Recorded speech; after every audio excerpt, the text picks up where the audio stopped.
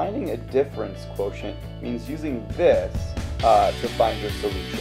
Now, you won't need to memorize this, I'll give you this, and for right now you may be asking why we're doing this, and right now I don't have a great answer for you other than just do it because we're asking you to do it, but I promise you, this is really sort of your first glimpse at calculus for what's coming up in the future.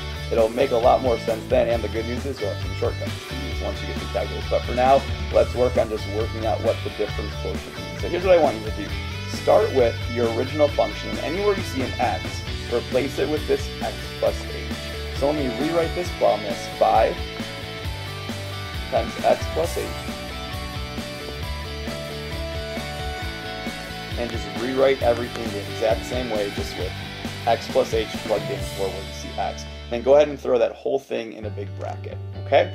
Next up, I just want you to subtract the original function. So right after what you just wrote with the bracket, just the subtraction sign, you can use more brackets if you'd like, and just rewrite the original problem, 5x plus 2. And you'll notice the last part of this, the quotient part, is this whole thing is being divided by h. So we'll just do a whole big divided by h.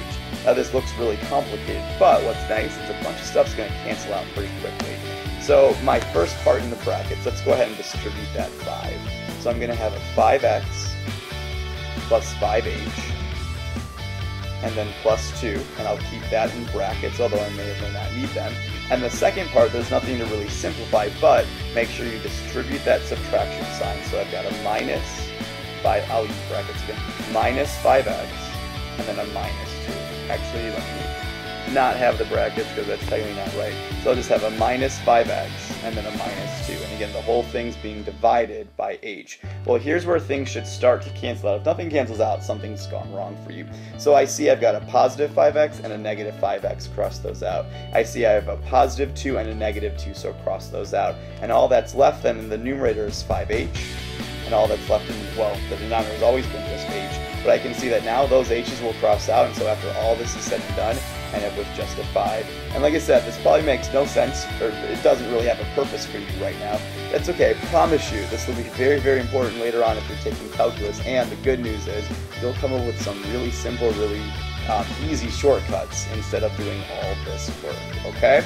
Let me show you one more example doing the difference quotients, okay? So once again, we're going to start by replacing all the x's with x plus h. So this time there's 2 of them to replace. So everywhere you see an x, just go x plus h instead, squared, plus, we're going to replace that with x plus h as well, and then plus 1. And again, throw that whole thing into brackets. And then after that, we're going to subtract, just rewrite the original problem. So x squared plus x plus 1. Okay, so the x plus h, we're going to subtract that from the original one. That whole thing is divided by h. It looks horrible. It's not fun, but it's not going to be too bad. I promise you things should cancel out. This first part, I want to make sure I do x plus h times x plus h. Well, if you need to do FOIL or do the box method, go ahead and pause the video and try that. I'm going to sort of do that part in my head. Hopefully you can follow along with what I'm doing. Once I distribute though, or once I FOIL or box method that out, I'm going to end up with x squared plus 2xh plus h squared. Next up, I don't really need the parentheses there, so I'll just drop them. So plus x plus h, and then plus 1. Remember, a bunch of this stuff should end up canceling out. Alright, and then the last part of this, I'm going to distribute that negative sign, so make sure everything gets subtracted. So minus x squared, notice I've dropped the brackets, minus x, and then minus 1. And once again, the whole thing is being divided by h. Okay? The fun part, if you consider any of this fun, is to now find things that cancel out. Well, I've got a positive x squared and a negative x squared, so cross those out. I also see I've got a positive x and negative x, a positive 1 and negative 1. And so what I end up with after all this is a 2xh plus an h squared, and then plus an h divided by h. Well, there's a whole lot of extra h's in here, so let's go ahead and cancel one of those out from every single piece. I can do that since everything has an h in it. So that h is gone, that one's gone, that one's gone, and I lose one of these. So I still have a single h left over, but I do have one of those. And so what's left over is a 2x plus an h.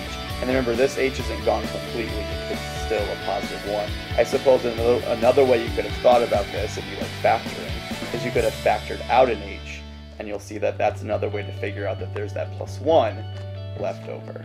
So there's the h's crossing out. So there is my final answer. Again, I promise you this will be much more relevant later on when you're taking calculus, and even better, you'll learn some shortcuts for doing these problems using calculus.